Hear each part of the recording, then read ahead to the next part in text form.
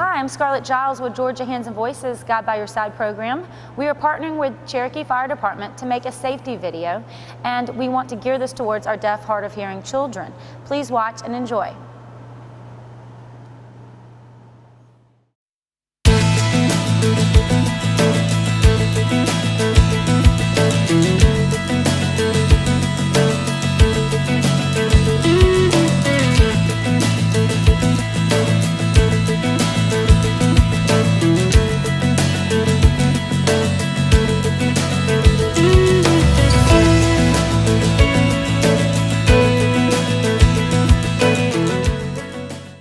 So now I want to talk about the fire triangle, a little bit of chemistry. It takes three elements to come together to make and sustain a flame. Those three things are oxygen, fuel, and heat. Oxygen is everywhere. It's inside, it's outside, it's in the car, it's in the mountains, it's at the ocean. Oxygen is everywhere. And fuel is defined as anything that will burn. And most things will burn. Even some metals will burn. So all we need then is heat. We need a heat source or an ignition source. If we had that, then we would have all three things and we would be able to have a fire. So you have oxygen everywhere. You've got it inside, you've got it outside, you've got it in the mountains, you have it at the ocean. Oxygen is everywhere. And if fuel is defined as anything that will burn, most things will burn. Even some metals will burn. So all you need to complete that fire triangle is a heat source or an ignition source. If you have ever went to unplug your smartphone or your tablet or your laptop and you feel the cord and the cord's warm, that could be a heat source. Especially if you charge your cell phone on your bed, in between your mattress and your pillow, it'll keep the heat in and could very easily cause a fire. We're seeing more fires in bedrooms because of things that we're charging in our bedrooms now. We used to be okay with just having one smoke alarm on every level of your home.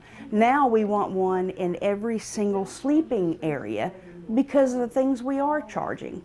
We also want you to sleep with your bedroom door closed. Always sleep with your bedroom door closed. And if the smoke detector's in there with your door closed, you're as safe as you can be. If a fire starts on the outside of your bedroom, it's going to stay outside for a longer period of time, and that's going to give you more time to be able to get out your window if that's the way you need to go. Now we're going to talk about fire safety. Now we're going to talk about fire safety in our bedrooms. I want to talk about this first. This is called a smoke alarm. This is an early warning system to let you know if there's any smoke in your room. It has a heart, it has a mouth, and it has a nose. If it smells smoke, that's all it does its whole life. If it smells smoke, then its mouth goes beep, beep, beep, really, really loud to wake you up.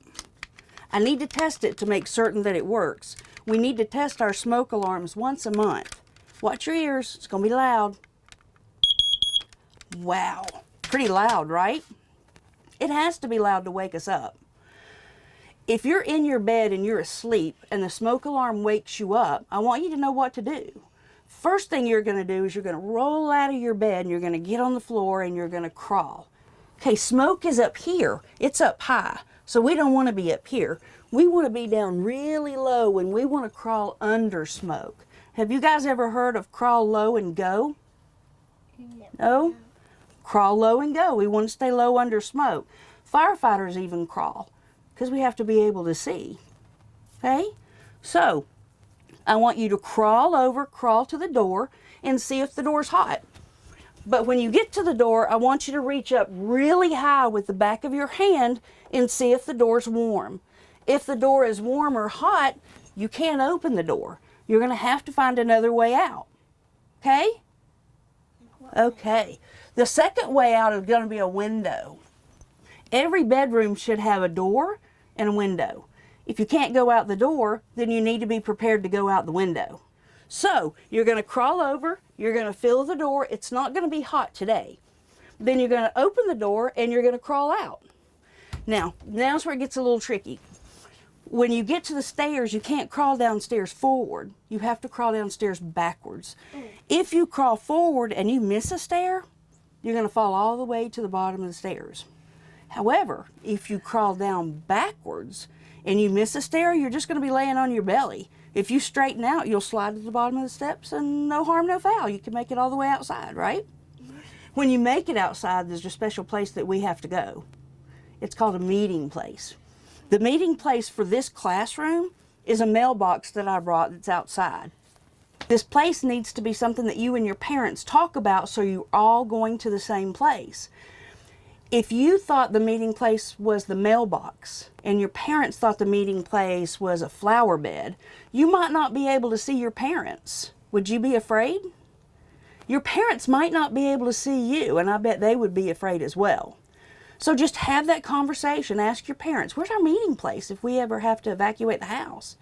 And then once you agree on it, that's where you need to go and that's where you need to stay until you're all together again. Once you get outside, you can never go back in until a firefighter or your parents tell you can, right? Awesome. So in just a little while, we're going to do a fire drill. And what we're going to do is we're going to pretend we're asleep. Can y'all pretend you're asleep? We're going to pretend we're asleep. And I'm going to take a cloud out of the sky and I'm going to put it in this room, right? It smells like cotton candy, but I need you guys to pretend it's smoke. Can you pretend it's smoke? Yes. Yeah? Okay, I really need you to. And then I'm going to set this alarm off. When I set this alarm off, you're going to lead us, feel of the door. It's not going to be hot. So then you're going to go out the door. You're going to go backwards down the stairs and then crawl forward once you get to the bottom of the stairs, all the way outside to the meeting place. Now we're going to do a fire drill in just a minute, but I want you guys to know what we're going to do. We're going to take a cloud out of the sky and we're going to put it in the room, and I need you guys to pretend it's smoke. I need you guys to pretend it's smoke. It's going to smell like cotton candy. We're going to pretend it's smoke. Then I'm going to set off the alarm, and you're going to lead us. You're going to crawl over, feel of the door, and the door's not going to be hot. So then you're going to crawl out. When you get to the stairs, you have to go backwards down the stairs. You can't go forward. If you go forward and you miss a step, you could fall all the way to the bottom of the stairs. Then it might injure you. If you go backwards and you miss a stair, you're just going to be laying on your belly. So then just straighten out and you'll slide all the way to the bottom of the stairs. Once you get to the bottom of the stairs, you need to crawl forward again until you get outside, and then go to your meeting place, right? Okay, is everybody ready to do this? Yes. Okay.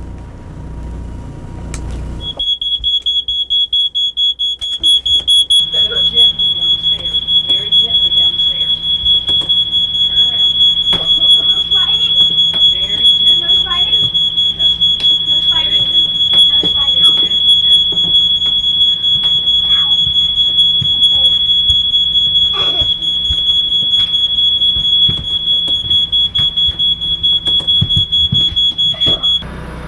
Come on, guys.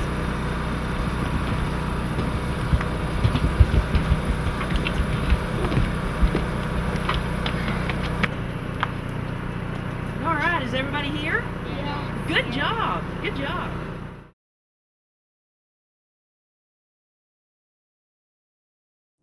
Okay, now we're going to talk about fire safety in and around the kitchen. We use fire in our everyday lives.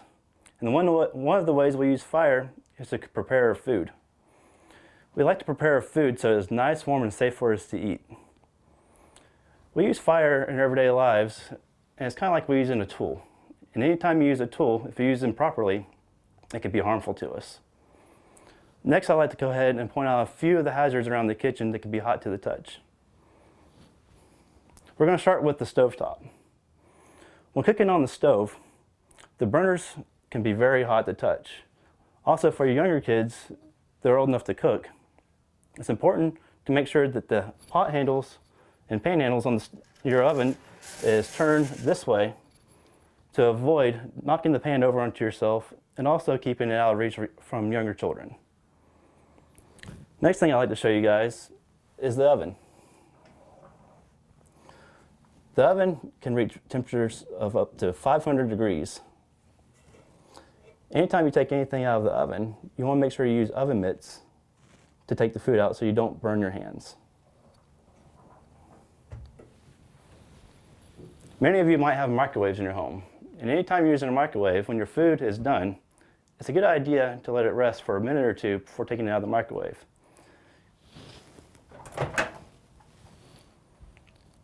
And as a precaution, it's not a bad idea to use oven mitts while taking your food out of the microwave as well. This will also reduce the risk of you burning your hands. In the event you do get a burn from any of these items, you might want to treat it with cool water. Parents, also teach your kids in the kitchen to keep a 3-foot barrier around any of these hot items. That way you'll reduce the risk of your kids getting burned.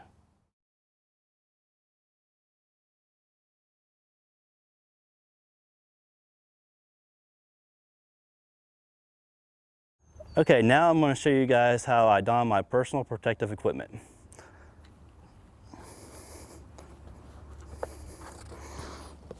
I'm going to take my hood and go ahead and put it on.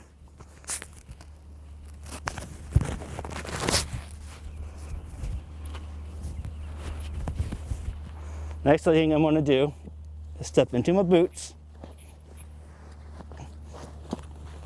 and pull my pants up.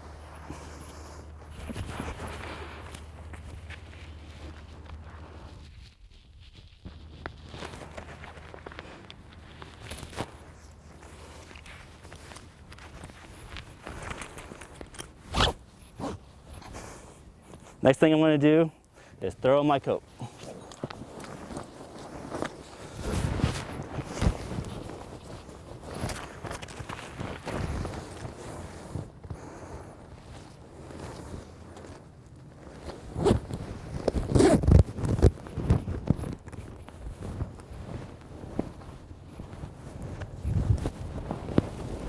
Now I'm going to turn on my SCBA, my self-contained breathing apparatus.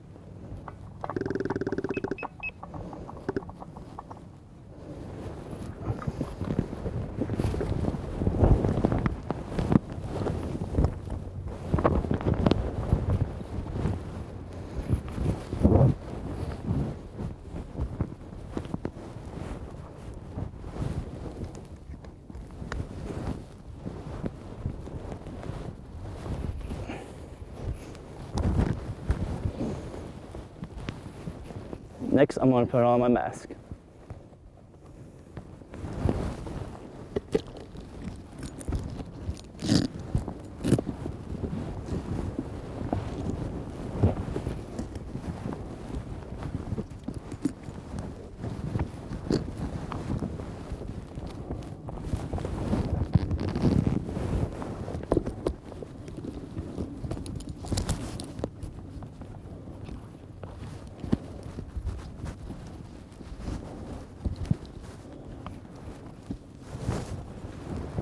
Next thing is my helmet.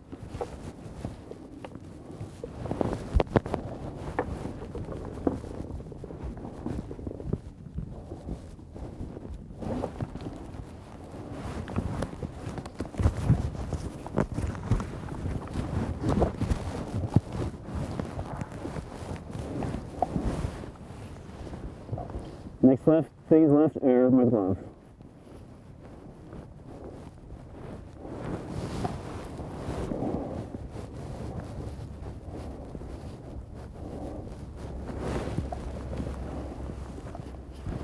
Now I'm going to hook up to breathe air.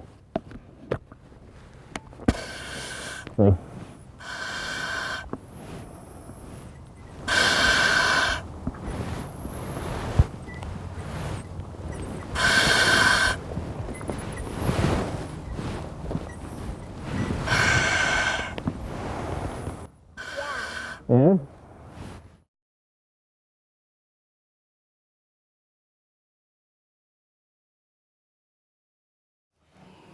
So this is a live-tone bedside alarm. It's really, really interesting. It's really cool. The tones of a regular smoke alarm is actually what sets this off. When it sets this off, it has an audible alarm that goes beep, beep, beep, but it also shakes this. This is called a bed shaker. You put it in between the mattress and box spring, and when this alarm goes off, it shakes this. And that's what wakes up. You want to go see a demonstration?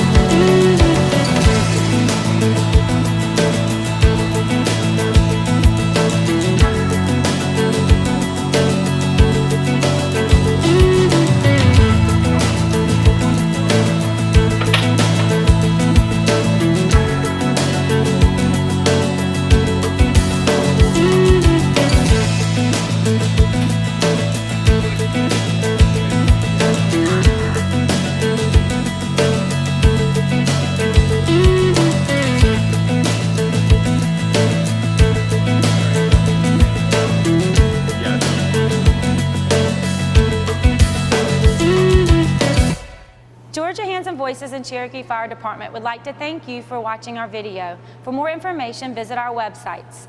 Thank you.